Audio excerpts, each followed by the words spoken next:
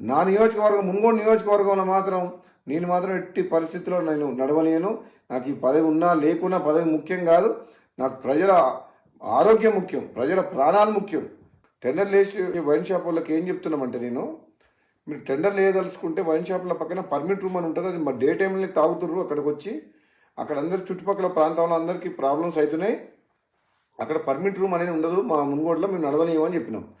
Allow చేయను. నేను ఎమ్మెల్యేగా ఉన్నంత వరకు ప్రజల ప్రాణాలు, ప్రజల ఆరోగ్యమే నాకు ఇంపడి తప్పితే ప్రజల జీవితాలతో ఆడుకునే ఎవరు ఏ పని చేసినా ఎట్టి పరిస్థితుల్లో ఒప్పుకునే ప్రసక్తే లేదు. ఊరు బయట ఉండాల్సిన వైన్ షాపు ఊరు సెంటర్లో ఉంటుంది. బెల్ షాప్లోకి అమ్మొద్దంటే మళ్ళీ దొంగసాటుగా బెల్ షాప్లో అమ్ముతుండ్రు. అది అమ్మొద్దని చెప్తున్నా. ప్లస్ మళ్ళీ వీళ్ళందరూ వైన్ షాపులు అందరూ కలిసి సిండికేట్ అవుతుండ్రు. సిండికేట్ అవ్వడం వల్ల ఏమవుతుంది, రేటు పెంచి అమ్ముతుండ్రు, డూప్లికేట్ అమ్ముతుండ్రు. వేరే మండలాలు, వేరే నియోజకవర్గాలు, వేరే జిల్లా వాళ్ళు ఇక్కడ పార్టిసిపేట్ చేయొద్దు. వైన్ షాప్ లొకేషన్స్ కూడా తప్పున్నాయి. టౌన్లో, సెంటర్లో, పబ్లిక్ ప్లేసెస్లో పెట్టిండ్రు. అది ఊరు బయట పెట్టాలి వైన్ షాప్. అసలు తప్పకుండా ఈ మున్గోడుతో పాటు తెలంగాణ రాష్ట్రంలో ఈ ఎక్సైజ్ పాలసీని సమీక్షించి ఈ ప్రజల ఆరోగ్యం ఖరాబ్ చేసేది కాదు, ప్రజల ఆరోగ్యం మెరుగుపరిచే విధంగా మనం ఏ విధంగా ప్రభుత్వం పనిచేయాలనో ఆలోచన చేయాలని చెప్పి కూడా ప్రభుత్వం దృష్టికి తీసుకుపోతాను నేను తప్పకుండా.